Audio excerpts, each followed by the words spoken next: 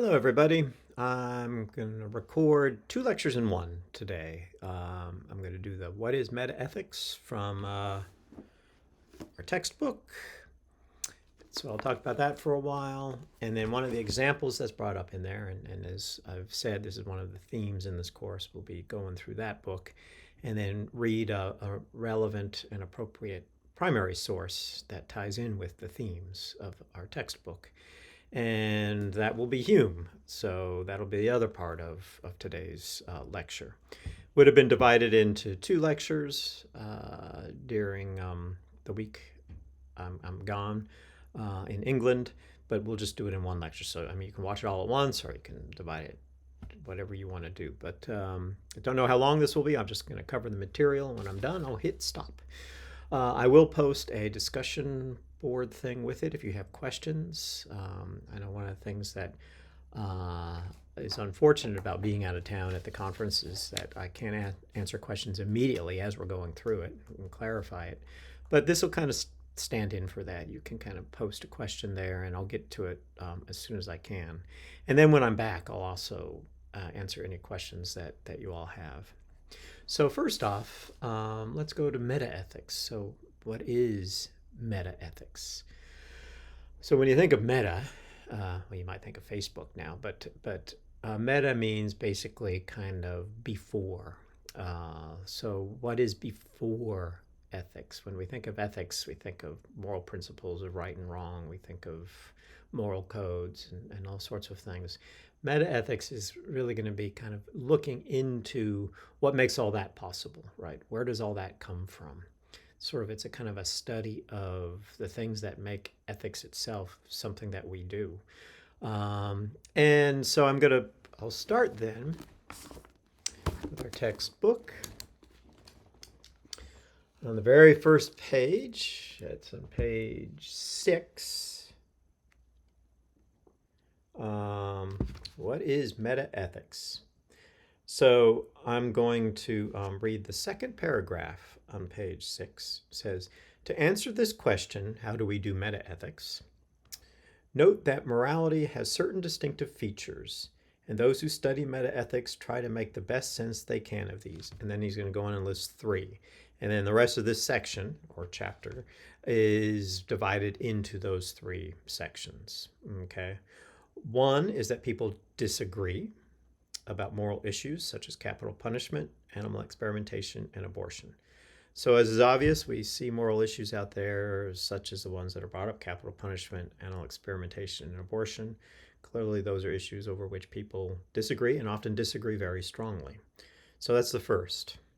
There's other things people might disagree about, but moral issues seem to be front and center, something that people disagree about. People don't often disagree about facts, whether someone's taller than someone else or things like that. Okay. Another, so this is the second one, is that people seem to assume that moral issues are ones on which people can be right or wrong. Okay. So you're not just disagreeing about something, you're disagreeing about something that's related to being right or wrong. Okay. So someone might think a movie's good and I might disagree about them whether that movie's good or not, or a novel's good. I might disagree with them about that. But I wouldn't think necessarily that they're wrong to like the movie or dislike the movie. So that would be a judgment of taste or a disagreement over taste rather than a moral disagreement. So a moral disagreement tends to deal with things that are right or wrong. And then it goes on and says, these features are related. Unless you think that you are right and the person you are arguing with is wrong, then why bother arguing with them? A third is that morality is closely tied to behavior. So morality has to do with how we act and do things in the world. So as he goes on in the next paragraph to say, metaethics is the attempt to make sense of a practice that has these 3 features. So moral disagreement, right and wrong, and how all those relate to our behavior. Okay, so now the rest of this chapter, we kind of go on and sort of summarize each of those 3. And so we'll kind of go through that. And then we'll turn to the Hume, and Hume will be an example of one of these sort of metaethical approaches. So when we think about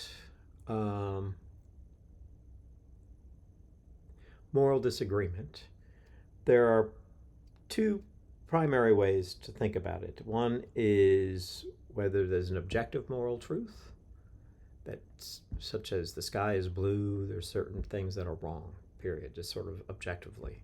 Or there's a subjective view of ethics or morality, that it's more of a subjective thing. And one of the arguments that's often thrown out there to kind of give weight to the subjective view is this claim that's made. It's the last paragraph of the paragraph that goes from page 6 to 7. There's the last sentence in that paragraph. It says, but moral disagreement persists even if people have access to all of the relevant information. This suggests that morality isn't objective, but is instead subjective. So that's one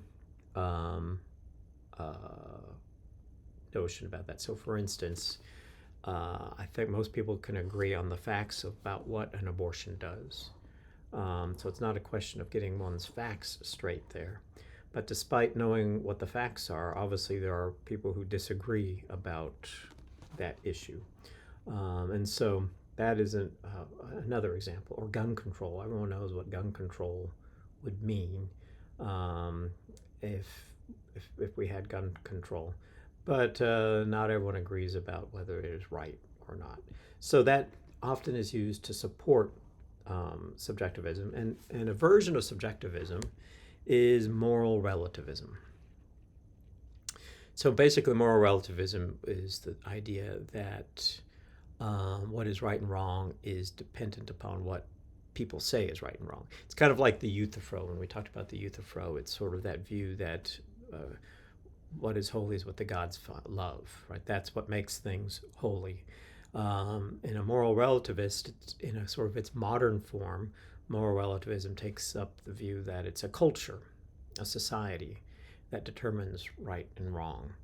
So in some cultures, childhood brides are okay, or infanticide is okay. But in other cultures, it's seen as horrible. There's a famous examples of the British colonial powers in India horrified at the fact that widows would often be burned with their deceased husbands, and not just burned, but burned alive. They would be tied on the barge that would be put in the Ganges River, and they would light the barge afire that had the body of the husband, and then the woman the widow would die with it as well. And they wanted to stop it, but there was a lot of resistance to it because it was very strongly held belief in India at the time. So that's the view for moral relativism. But as he goes on to say that the fact that people disagree about ethics seems to be an obstacle to the moral relativist view. Because if we think about it, why were the British horrified by what the Indians were doing? Because they disagreed with what they were doing. If relativism were right, we should simply say, each to their own. And there's some cases where we do that, right? Everyone's entitled to their own opinion, we might say.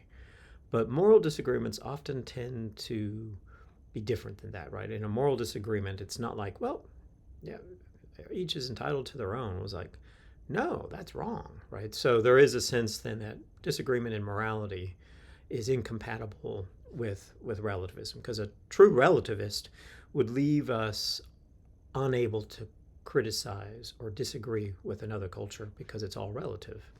So that's the view. So there's a bunch of, as you can see, there's a lot of problems going either subjective. If we go subjective and end up with relativism, there's problems there. But then the other question is going with pure objectivism. Can we go with a purely objective view of ethics? In a minute, I'm going to talk about G.E. Moore. He's going to argue that we can, but in a very strange sort of way. But let me read the last paragraph in this first section of moral disagreement. It's on page 8. He says, moral disagreement, unlike disagreement about tastes, is more about features of the object of disagreement than the subjects that are party to the disagreement. Then If so, then moral disagreement might show that objectivist views in metaethics are more plausible than it might initially appear. So where he ends then is he ends this section by pointing out that there are problems with the subjectivist view, because if it's true, we end up with relativism, but then we can't disagree with others. A key factor of moral life, this is why it's metaethics, because as moral beings, as we go around, we critique and judge other people's behaviors as either right or wrong. If it was purely subjective and relative, it seems like we wouldn't do that. Like if you give someone some food and they think it's too salty, you might be surprised because you don't think it's too salty, but you wouldn't think that they're wrong for that. We'll talk about that point. That's a matter of taste that Hume will talk about. So in other words, a purely subjectivist account seems to reduce ethics to being purely a matter of taste. And if that were the case, then we couldn't argue about it. As we'll see when we get to Hume, we can argue about moral disagreement issues. I'll end with, and so you know when I get to this example, this lecture will be almost over, the difference between superstitions and property. Both of those will be for Hume very similar, but one, he will argue, since he's arguing, is good because it's beneficial to humankind, and the other he thinks is not so beneficial and sometimes can be harmful. Okay. So this leads me now to the next section. So at this point, we'd probably stop and talk and answer questions that you have. So you can pause this and maybe come up with some questions and post it at the discussion board that I'll have up. And then when you're ready, we can move on forward. So since you're not there asking me questions in person, I'm just going to move on forward. So now going on to moral rightness and wrongness. He first talks about Hume, but I'm going to skip over that section because we're going to be going through the Hume text in a little bit. And excuse me, and I want to talk about the open question argument that G.E. Moore brings up. And G.E. Moore has a very interesting argument. In some ways, it seems counterintuitive because he has an argument that there are certain non-natural moral properties.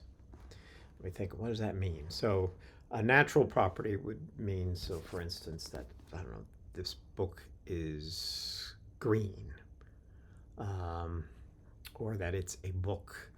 So these are certain properties about something in the world that's natural. Colors, shapes, sizes, weights, things that are usually measurable, quantifiable, observable through our senses, and so on, are going to be natural properties. Those, when we think of the things in the world, that would be what we would describe. So we would say, okay, describe this painting and the natural properties of this painting. We would say, well, it is certain dimensions. It appears to be a painting of crows flying in a wheat field, heavy brushstrokes with various colors of such and such. All these are various descriptors that are capturing the things that we could actually see. So we could follow along that description and then say, oh, yep, I see that. That's there. Yep, that's there. And then if he goes on and say, and it's a beautiful painting. You know, where's the beauty? I don't see the beauty there in the same way that you see colors or that you see brushstrokes and so on. That is getting at a non-natural property, right? It's not there in the same way that natural properties are. What Moore is arguing is that moral properties are now non-natural in that sense. He also would argue that aesthetic qualities like beauty would be a non-natural property too. So he would probably accept that example that I gave. And Moore uses an argument against the subjective view of ethics to open the door for a problem, and his solution to the problem is going to be non-natural properties. So let me explain. So If we think of subjective properties or subjective basis for morality, as we did in the previous section, there's some problems with that.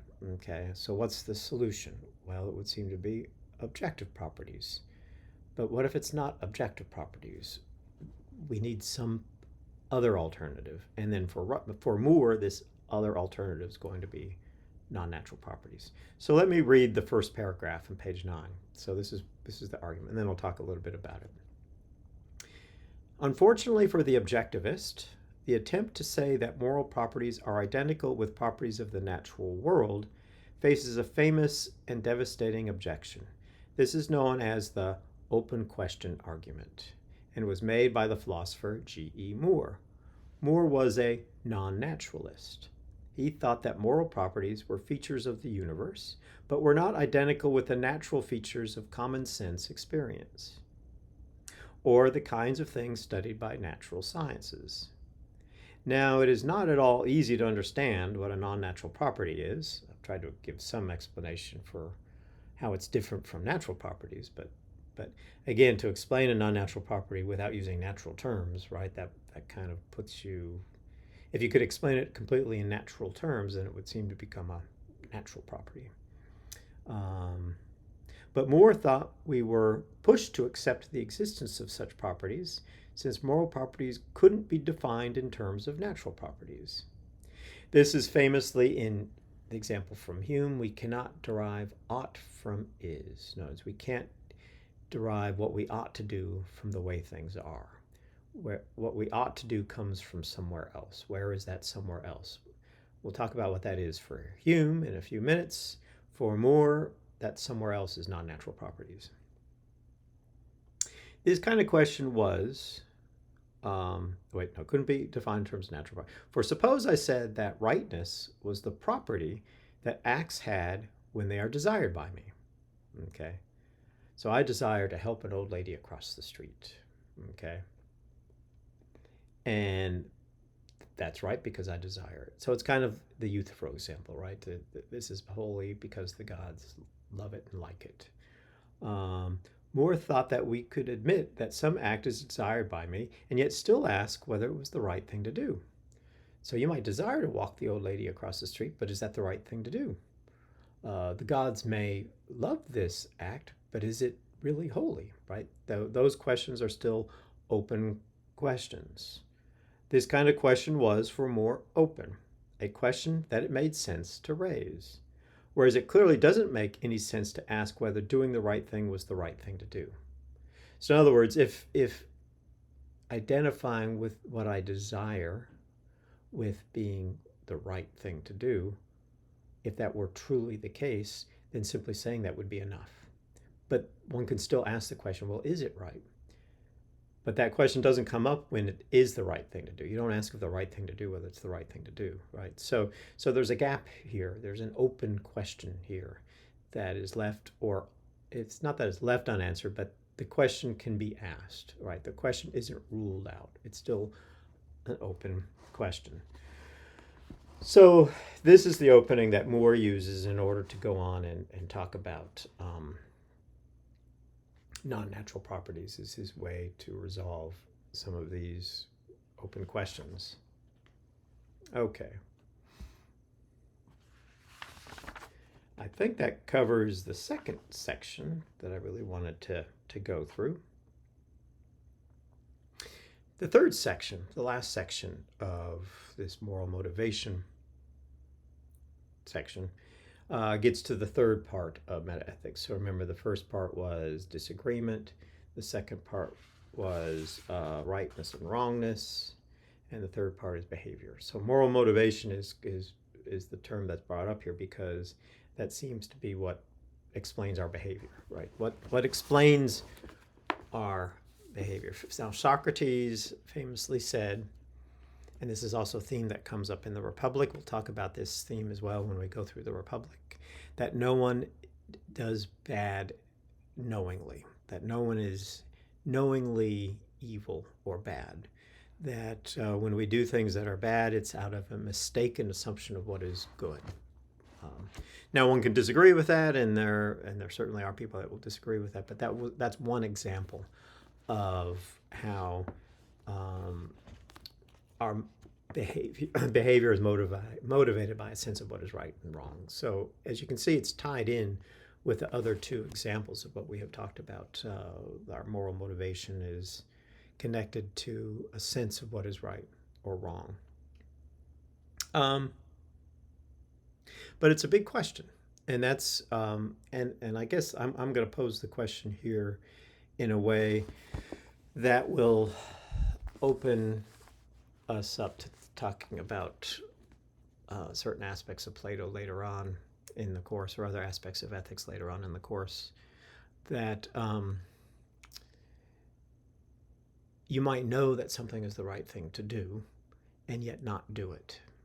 Right? You might pick up a wallet and there's money in it, and you just keep the money and put the wallet back down on the ground or something. You might know that's bad and you might feel guilty about it.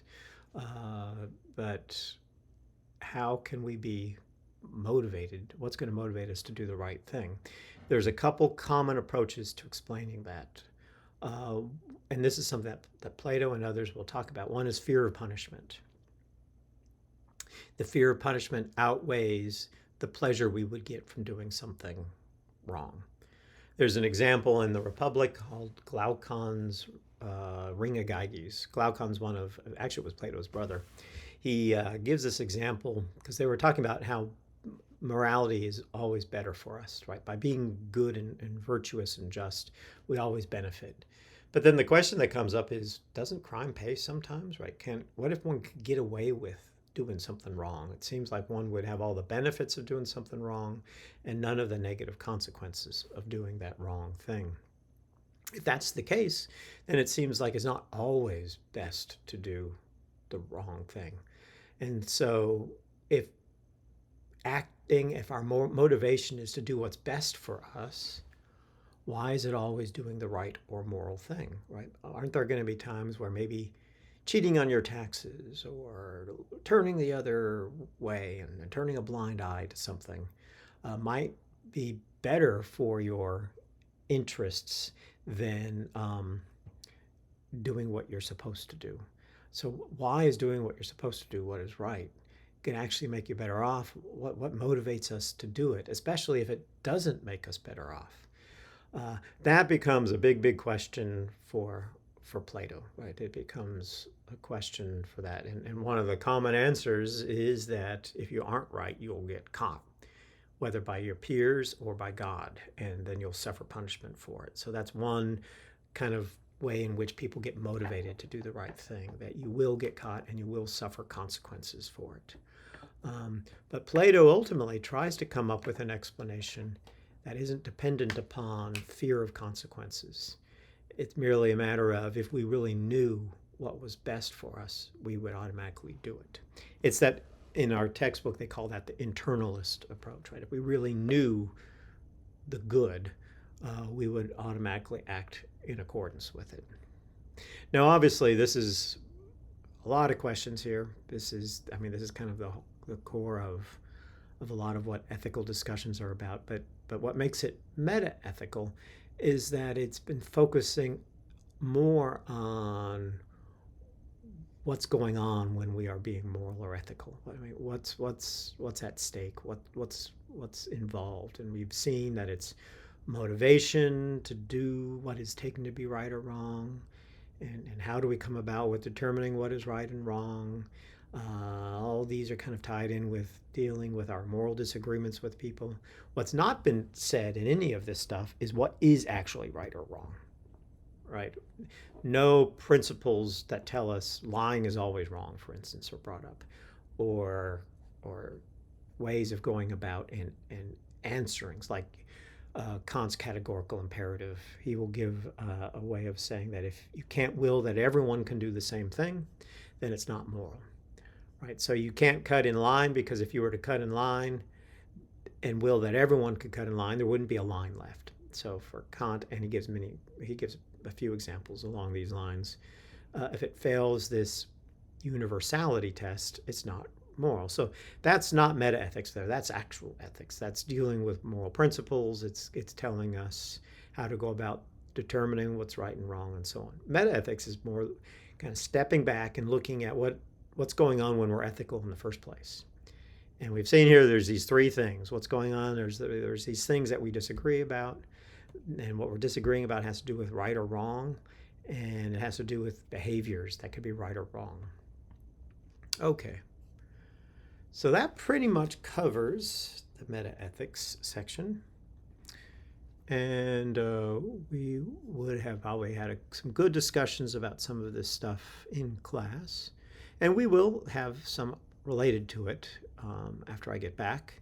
But I want to now turn to Hume. Now this is, my version here is different from the one I posted online. So what I'm going to do is I'm going to refer to the section and paragraph number so that you could easily find it. It's not a translation, so it'll all be the same words because Hume wrote in English. So it's not a different translation, so the phrasing won't be different, which commonly is going to be the case when I'm referring to such as the Euthyphro or Greek text, because how the Greek is translated into English is going to differ from one translator to another. And sometimes those differences can be pretty pronounced. Okay. Let me make sure I covered everything. Yes, all right, so on to Hume.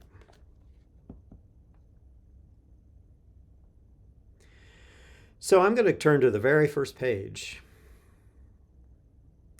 section 1, the very second paragraph. Well, let me say just a little bit about Hume. Hume was an 18th century Scottish philosopher.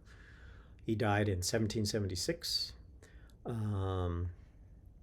He's famous for being an empiricist, by which is meant that what our primary source of knowledge, if actually not our primary, our sole source of knowledge is going to be through experience.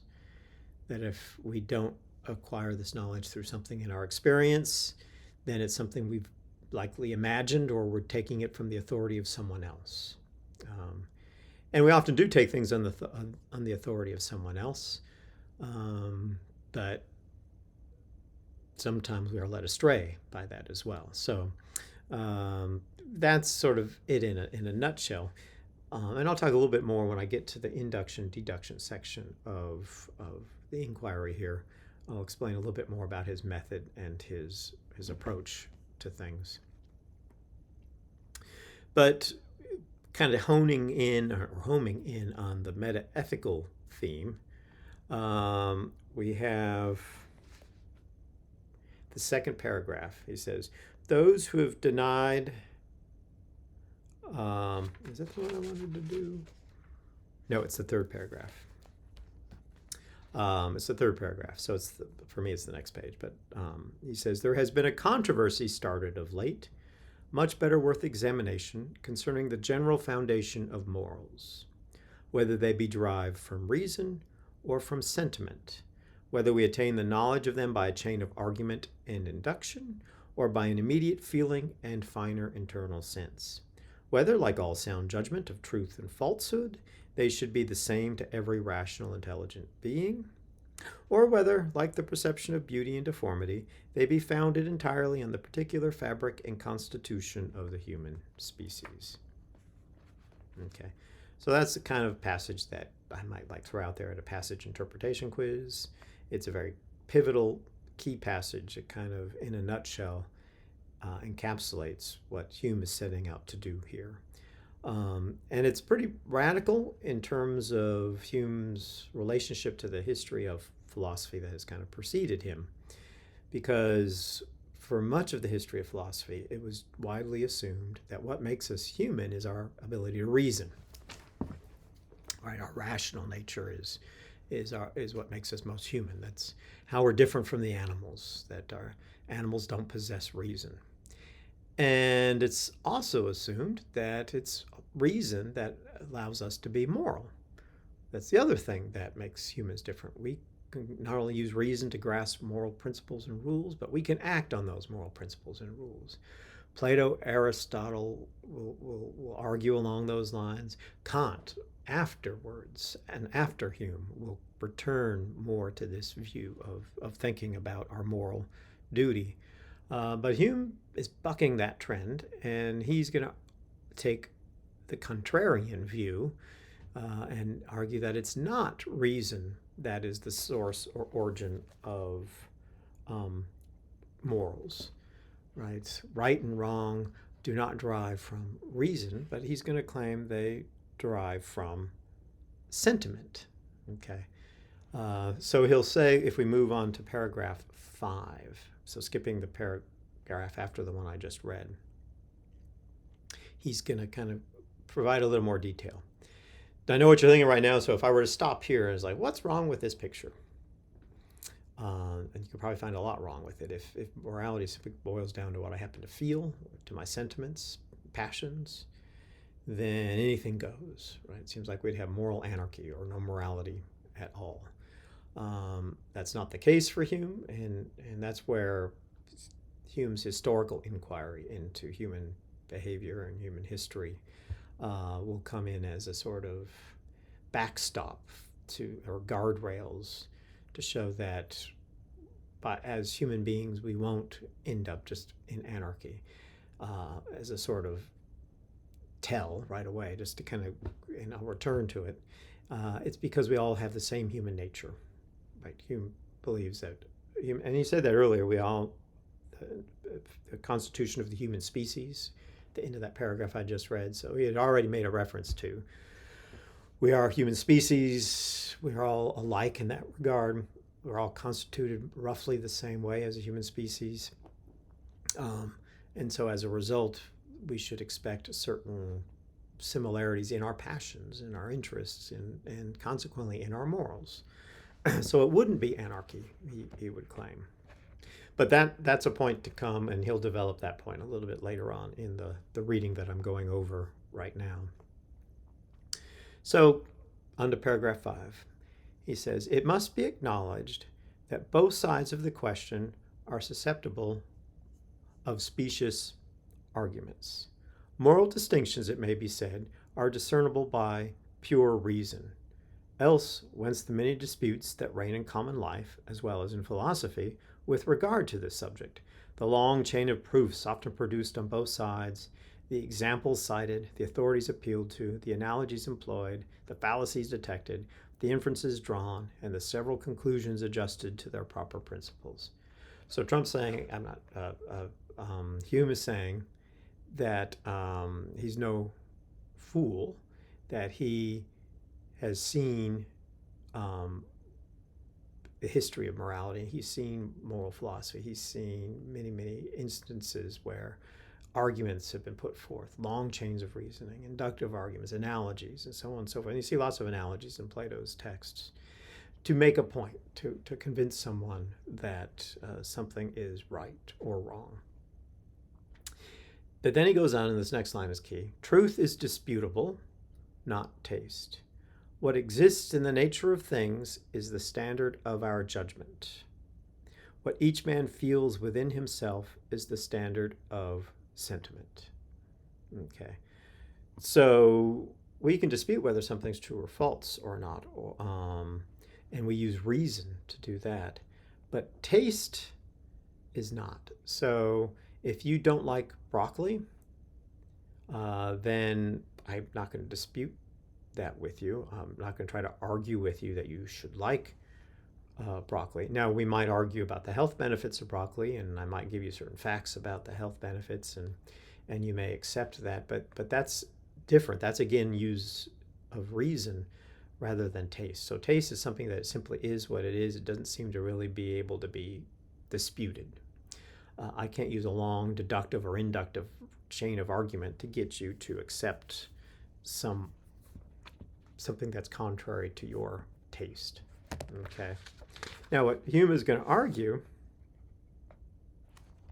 is that it's a kind of taste or moral sentiment or feeling that is truly the source of morality. Okay. So let me read the 7th and 8th paragraph are the key ones that sort of get to this idea.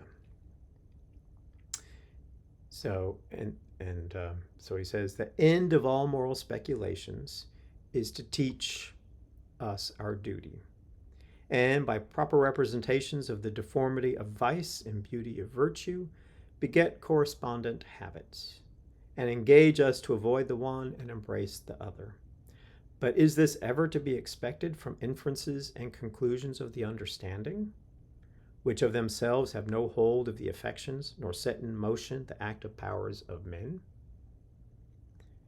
In other words, does reason motivate us? This gets back to that moral motivation question that I was talking about before. Does reason motivate us? I mean, it can, and it's an example that I give sometimes is, let's say you're on the suicide prevention phone, and someone calls and they say, I'm on this bridge, I'm going to jump. Is telling them, well, if you jump, that will kill you.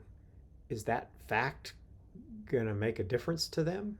It's like, no. I mean, that's why they're on that bridge, is that they have no interest, and the key word here is interest in living. So what you set out to do then is to try to find some facts, maybe, that they have an interest in. Don't you have family? Don't you have friends? Do you have a pet at home? I mean, you might be struggling, but you'll be struggling because you're doing your job there, trying to find something that will connect with them, that something that their passions will connect with, that their interests will get them to desire to step off the ledge. But simply telling them the facts of what that jumping off will do is not by itself going to motivate them to get off the ledge. So facts and reason simply give us truths, but it doesn't give us morality. And that's what Hume's going to go on to say. He says, they, reason, discover truths, but where the truths which they discover are indifferent and beget no desire or aversion, they can have no influence on conduct and behavior. So let's say if I were to tell you that NVIDIA's stock just collapsed like 80%. Most of you, I'd be willing to bet, don't own NVIDIA stock. As a result, you would be indifferent, have no desire or aversion to that fact. But let's say your entire investment nest egg was in that stock, or your parents' entire investment nest egg you happen to know was in that stock. And if it just lost 90% of its value, you now know your parents might be destitute, and that is going to be seen as something horrible and something bad. And why? Because it's tapping into an interest that you have. The fact by itself doesn't make a difference. It's how that fact relates to your interests and desires and appetites and aversions and so on, your interests. So as he goes on, he says, what is honorable, what is fair, what is becoming, what is noble, what is generous, takes possession of the heart and animates us to embrace and maintain it. What is intelligible, what is evident, what is probable, what is true, procures only the cool assent of the understanding, and gratifying a speculative curiosity puts an end to our researches. So reason gives us facts, it gives us the way things are, but our passions and sentiments tells us what we ought to do. So this is where Hume famously leads us to this ought versus is distinction. So the next paragraph, I think, is sort of sums this all up, and it's a really short paragraph. It's really just one sentence.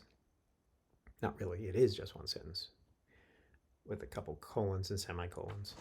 Extinguish all the warm feelings and prepossessions in favor of virtue, and all disgust or aversion to vice. Render men totally indifferent towards these distinctions, and morality is no longer a practical study, nor has any tendency to regulate our lives and actions. So think of a sociopath who has no interest or care for their fellow human beings, who has no warm feelings or cares or concerns for their fellow human beings. They would have no moral guidance whatsoever. They would just simply do what they want. And we would, and you would agree, we would probably be scared of those people and probably want to keep them away from others because their lack of care or concern or compassion for their fellow human beings might lead them to do horrible things. So the idea then for Hume is that morality is founded and based on interests and passions and emotions, and that's what provides the moral motivation to in our lives, and that moral motivation also helps us to discern what we want and how things ought to be rather than how they are. Okay. So kind of coming to the end of this first section, section 1 of this inquiry, at the very end, the next to last paragraph of it, I'm not going to read it, but I'll just kind of explain it a little bit. Hume makes a distinction between what has now come to be called induction and deduction. So the idea is that in deduction, that's kind of the way that reason works. By reason, we begin with general principles and deduce particulars from that. So and Kant would give us an example, if we could do the categorical imperative, act only on those principles that you can will as a universal law. So that would be kind of like a general rule that he would take. And reason enables us to deduce, all right, well, let me take this action that I'm doing, cutting in line. What happens if I make that a universal law? Can I do that? No, because then there's a contradiction, because suddenly now there's no line. So I can't deduce through reason a consequence that's non-contradictory from this action I want to do, so therefore it's not moral. Right, that's an example of how reason is used to justify morality and whether something is moral or not. So that's a deductive way of thinking about ethics. Inductive is a sort of generalization based upon what experience teaches us, what history teaches us. And what Hume's going to do, and that's his next section on benevolence, is going to be an example of this, and the one after that on justice will be as well. Those are the only two that I want you to read. You don't need to read the rest of it. Will be sort of case studies of looking throughout history as to the types of behaviors that are praised and the types of behaviors that are criticized, and looking to see, generalizing based upon this sort of historical study, what sort of qualities these actions that are praised have in common. And Hume will have a very definitive answer to that. They are all praised because they benefit humanity. They benefit society. And he's going to call those social virtues. So back to the question we had earlier about whether Hume would countenance moral anarchy or anything goes, we can now see that by virtue of the fact that we are human species and share the same human nature, and couple that with the sort of inductive empirical inquiry that he does, we can see that there are certain behaviors that are always praised, benevolence and justice being two of them. And the reason they're praised is that they benefit society. And the actions that tend to be criticized are those that are often seen as being negative or contrary to the interest of society. So we aren't just out for ourselves, Hume would argue. We will often praise social virtues and people who act in accordance with social virtue, even if it's contrary to our own interests. We might praise the valor and courage of a warrior, even though that warrior is fighting against us, right? It's contrary to our own self-interest. We still recognize that they are acting in the benefit of their society, and from their perspective, they are following a social virtue that we praise and highlight. So that's going to be one of the consequences of this inductive approach, is that he's going to look historically at a bunch of examples of where we praise actions and come up with a generalization. So, and that's kind of how induction works. Like our class is still fairly new, but whether if you've had me before or far enough into the semester, you'll be able to answer a certain number of questions. So for instance, someone might ask you, is Professor Bell always on time or late to class?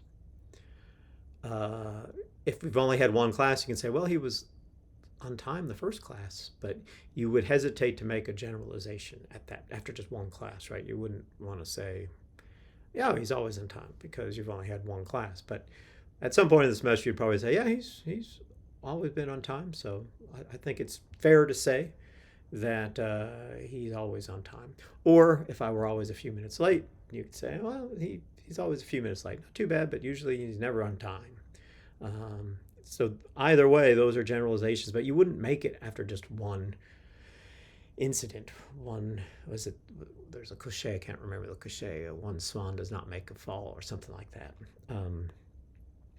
And what Hume is doing is he's basically looking at a bunch of examples so that the generalizations he's making are founded upon a bunch of historical cases. So there's some strength behind the generalizations that he is making. Okay. How are we doing here on time? Okay, good. So I want to read a couple, say, kind of wind up here in about 5 or 10 minutes here. I've already given you the general idea. The next to last paragraph of the benevolence section, after having gone through some examples,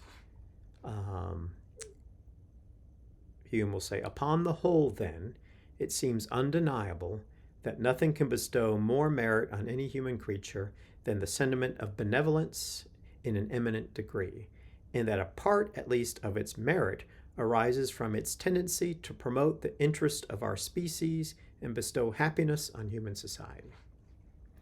So this isn't a deductive conclusion from some sort of rational argument. It's an inductive generalization that he's making after having looked at sort of a bunch of examples from history. And in fact, Hume is now today known more as a philosopher, rightfully so, because he was a philosopher, but he also, in his own day, wrote a 6-volume history of England, mammoth book. He was a librarian in Edinburgh, for the law library in Edinburgh. And he used that as an opportunity really to research and write this history of England, basically going from Julius Caesar landing in what's now London up to the 1700s when Hume was writing. So he was very informed about history. He had read a lot of history. So he wasn't just armchair philosophizing on this point. He did have a fair exposure to a bunch of examples from history as he makes these inductive generalizations. And it kind of rings true, right? We probably would think benevolence and social virtues are good things, and it kind of makes sense. We are social animals. We live in societies. We are all born and raised into families and communities, and so it's natural then to think that we would praise behaviors that benefit these communities and societies that we're always already a part of. So that's the first one there. The last thing I want to talk about, and I'll just, without reading any of the passages here, just say a few things about justice. When he refers to justice here, we can think of justice in a few different ways.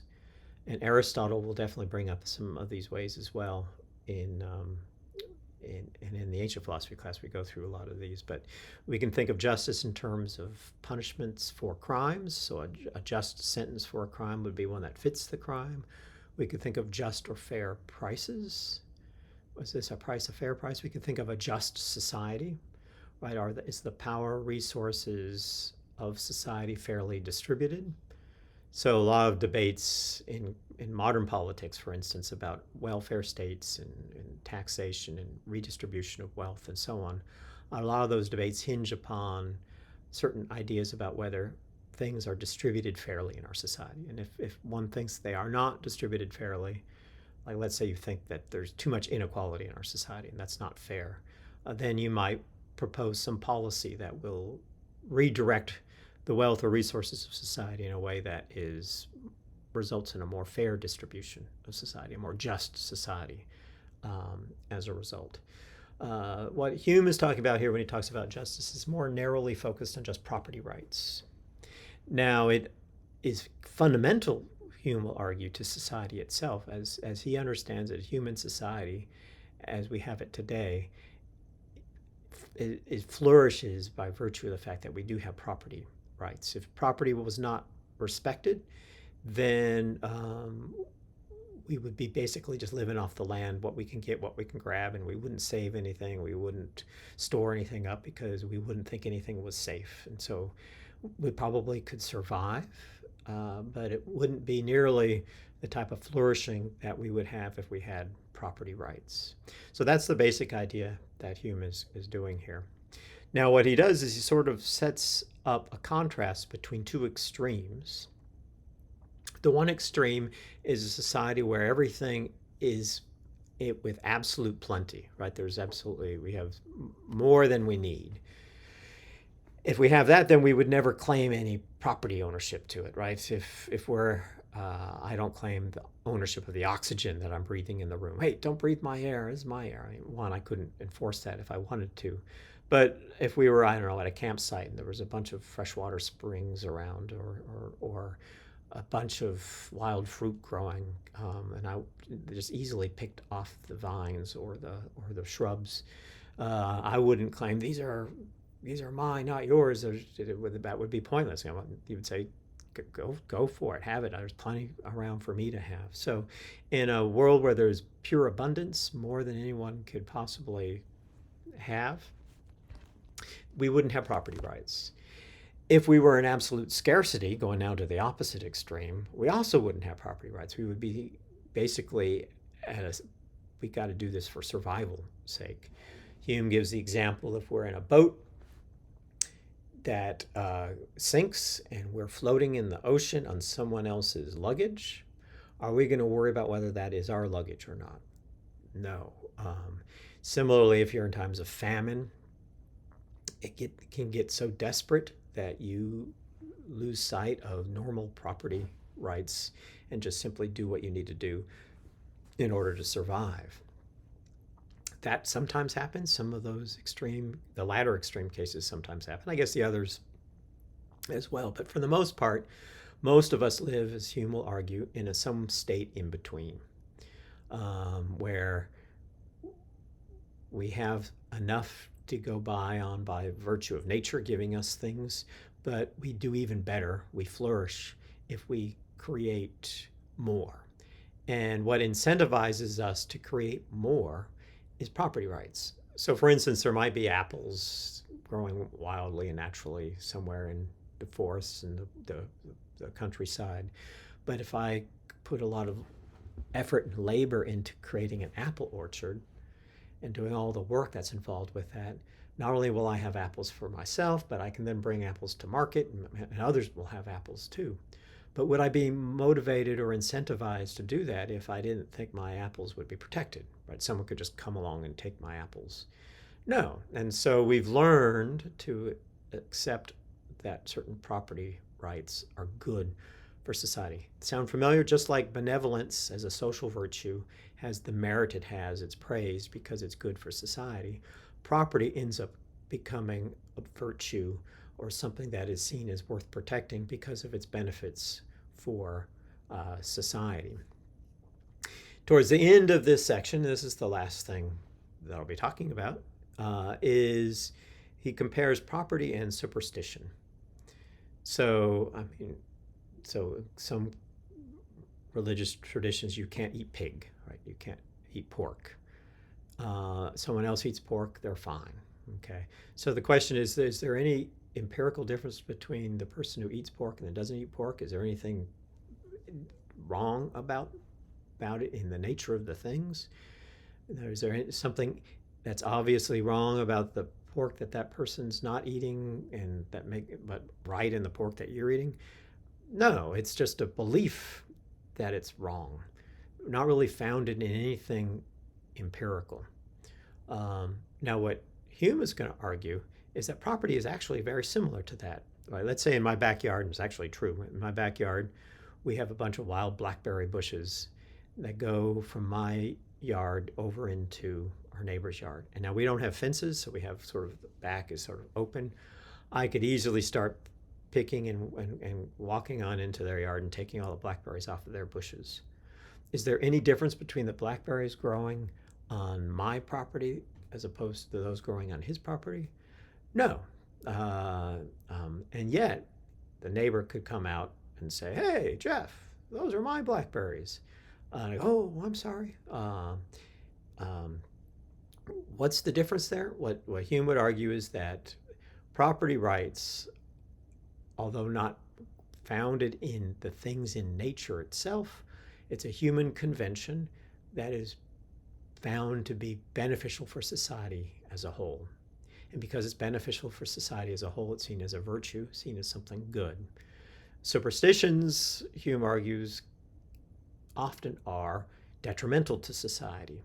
They can close off questioning, they can close off inquiry, they can close off freedom of speech, they can close off a various number of things that are ultimately beneficial, not beneficial, harmful to society. So Hume will argue that what the drawing line or the dividing line between superstition and property, whether one is a virtue or not, is it beneficial for society? If you could argue that it's beneficial for society, then it's no longer a superstition. It's actually a helpful belief to have. All right, I think that pretty much covers everything that I wanted to talk about today. So I basically covered it all in, let's see, what was it, about an hour. So I will be back next week. I hope you had a good week, and I'll see you when I get back.